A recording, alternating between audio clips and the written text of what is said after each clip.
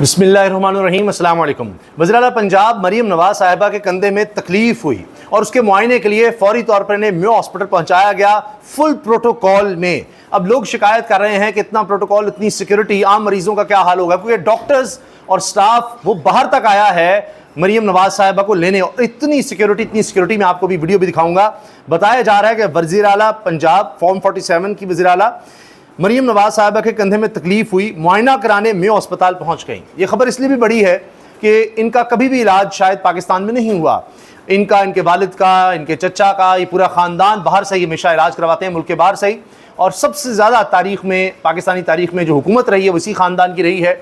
और फिर भी मसला यह है कि पाकिस्तान में कोई भी ऐसा हॉस्पिटल नहीं है जहां पर इनका इलाज हो सके, हमेशा बाहर जाते हैं। मरीम साहबा ने खुद एक दफ़ा कहा था, टेलीविज़न पर वो वीडियोस मौजूद हैं, कि मेरी छोटी सी सर्जरी होनी है, उसके लिए भी उन्होंने बाहर जाना था। मियाँ नवाज शरीफ का मुआयना भी होना हो तो उनको बाहर जाना होता है। अब भी ये कहा गया वो अपने इलाज मुआवजे के लिए बाहर जा रहे हैं, उनके रेगुलर चेकअप्स होते हैं, टेस्ट होते हैं, उसके लिए बाहर ही जाना होता है। तो अब ये एक अजीब बात है, अनहोनी है कि वो मियाँ हॉस्पिटल पहुँची हैं, लेकिन अभी सिर्फ चेकअप है। इलाज अगर कोई बताया जाएगा कि ये है, कोई ट्रीटमेंट है, तो कम ही चांस है कि इस मुल्क में इनका कोई ट्रीटमेंट हो सके या कोई इलाज हो सके। ये अभी सिर्फ मुआयना है, फिर देखते हैं डॉक्टर इनको क्या रिकमेंड करते हैं, क्या बताते हैं। बाकी पाकिस्तानी अवाम के लिए तो यही हॉस्पिटल्स हैं, लेकिन ट्रीटमेंट इस तरह से नहीं होता जिस तरह अभी आपको वीडियो में नज़र आएगा।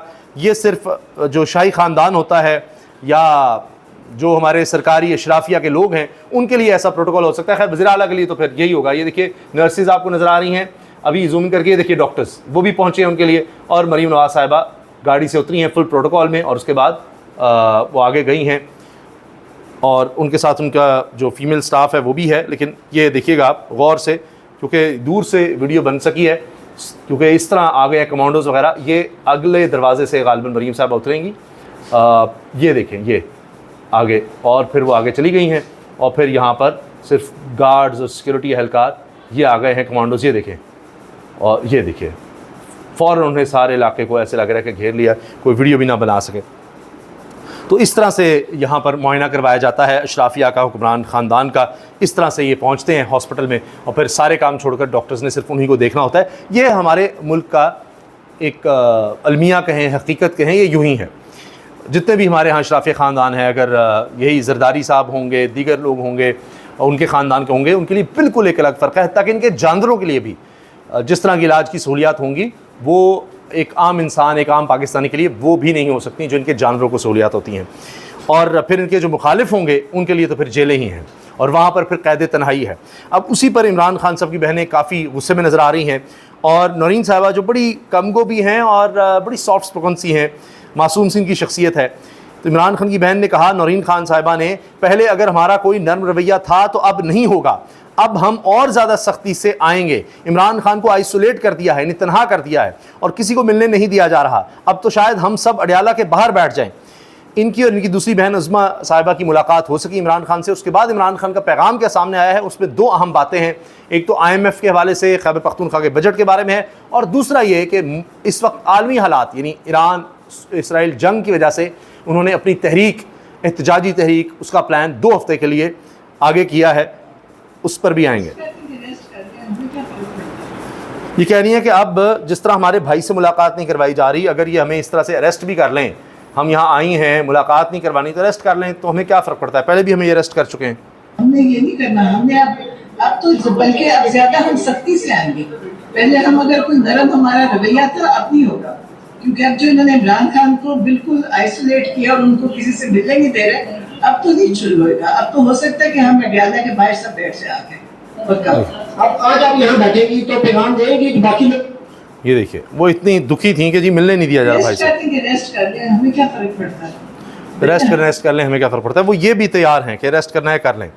फिर जी इमरान खान साहब के पास सारी खबरें हैं। इमरान खान को मालूम है कि कुछ लीडर विकेट के दोनों तरफ खेल रहे हैं। ये भी उनको मालूम है कि कौन किससे मुलाकातें करता है। जमात में कुछ लोगों की जंग MNA या सेनेटर बनने की है, लेकिन इमरान खान की जंग बहुत बड़ी है। इमरान खान के बयानिए का बहुत वज़न है, इसलिए कुछ लोग सारी बात बाहर आकर नहीं बताते। इमरान खान के फोकल पर्सन न्याजुल्लाह न्याजी की गुफ्तगू, अब जो बाहर आकर सारी बात बताते हैं उनकी फिर मुलाकात नहीं होने दी जाती। अलीमा खान साहिबा इसकी सबसे बड़ी मिसाल हैं कि अब उन्हीं तो मुलाकात ही होने दी जाती है। आखिरकार बाकी दोनों बहनों को जाने दिया है, तो अलीमा साहिबा ज़रा बाकी बहनों की निस्बत ज़्यादा बोलने में महारत रखती हैं, तो इस वजह से उनकी मुलाकात नहीं करवाई जाती, इन बहनों की करवा दी जाती है, वो भी इसलिए कि चलो दुनिया को तो दिखाएं। अब वैसे तो बहनें कह रही हैं कि इनको बिल्कुल तनहा किया हुआ है। अब ये हसनैन नौजवान रिपोर्ट वहाँ से रिपोर्ट कर रहे थे और इन्होंने बात भी किया है इमरान खान साहब की दोनों बहनों से, और उनका एक छोटा सा क्लिप भी मौजूद है जिसमें वो बता रही हैं कि एक तो ये बात कि जी IMF की भी शर्त है कि इमरान खान से अप्रूवल लेनी होगी खैबर पख्तूनख्वा के बजट की, और कह रहे हैं जब तक मेरी मुलाकात नहीं हो जाती, मुझे कॉन्फ्रेंस में लिया जाता, मुझे बता नहीं दिया जाता, बजट के बारे में ब्रीफ किया जाए, तो तब तक फिर बजट आगे नहीं जा सकता खैबर पख्तूनख्वा का। एक तो ये मसला। दूसरा ये कि इस वक्त आलमी हालात ऐसे हैं, ईरान इसराइल जंग ज़ाहिर है उसमें है, कि अभी हमें सबको एक होने की ज़रूरत है, सिर्फ पाकिस्तान में नहीं, पूरी उम्मत मुस्लिमा को एक होने की ज़रूरत है, इकट्ठे होने की ज़रूरत है जो हालात हैं इस वक्त, और हमें सपोर्ट करनी है एक दूसरे की, उम्मत मुस्लिमा की। तो इसलिए अभी जो लोकल पॉलिटिक्स है या ये जो तहरीक है वो कह रहे हैं कि जी अभी 2 हफ्ते के लिए इसको हम पोस्टपोन कर रहे हैं, मुअत्तल कर रहे हैं, क्योंकि 22 जून की भी वैसे इत्तला थी कि पूरे मुल्क में एहतजाज किया जाएगा, तहरीक का आगाज़ इस तरह से होगा। अब देखते हैं 22 जून से आगे 2 हफ्ते हैं, या ये 22 जून को होता है एहतजाज और फिर प्रॉपर तहरीक आगे जाके चलती है। बहरहाल अभी 2 हफ्ते का कहा गया है कि 2 हफ्ते के लिए हम इसको मुलतवी कर रहे हैं। शाह महमूद कुरैशी साहब फिर बीमार हुए हैं, फिर इनको हॉस्पिटल जाया गया है, लेकिन फिर डिस्चार्ज करवा लिया गया, और इनके वकला कहते हैं ज़बरदस्ती डिस्चार्ज करवाया गया है। शाह महमूद कुरैशी को अस्पताल से डिस्चार्ज करके जेल मुंतकिल कर दिया गया। शाह महमूद कुरैशी के वकला के मुताबिक शाह साहब को ज़बरदस्ती डिस्चार्ज करवाया गया है। इनका ब्लड प्रेशर अभी भी नॉर्मल नहीं है, इससे पहले भी इनको दिल की तकलीफ हुई थी।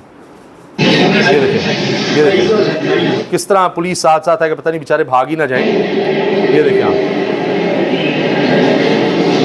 बड़ी हिम्मत है जी, बड़ा हौसला है, फिर भी वो चेहरे पर मुस्कुराहट के साथ जा रहे हैं। और इससे पहले तो स्ट्रेचर पर इनको लाया गया था, कई दिन हॉस्पिटल में रहे, हार्ट बीट इनकी ठीक नहीं थी।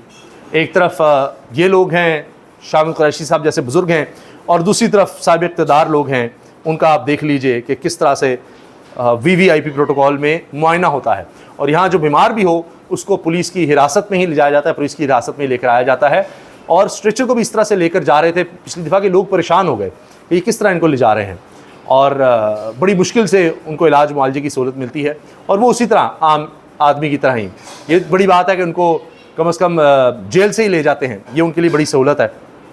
वरना शरीफ ख़ानदान के लोग तो जेल से निकलते थे, हॉस्पिटल में मुलाकातें क्या होनी है, उनकी पहली मुलाकातें जेल में ही हो रही होती थी, और फिर हॉस्पिटल से सीधा फिर प्लेटलेट्स गिरवाए जाते थे और सीधा मुल्क से फिर बाहर, ये होता था। तो ये अब पाकिस्तान में वो जो इमरान खान का नारा था 2 नहीं 1 पाकिस्तान, तो एक निज़ाम, तो अभी वो फिर 2 में क्या पता नहीं कितनों में तकसीम हो चुका है, वो भी हमें नज़र आ रहा है। इजाज़त दीजिए, अल्लाह हाफ़िज़।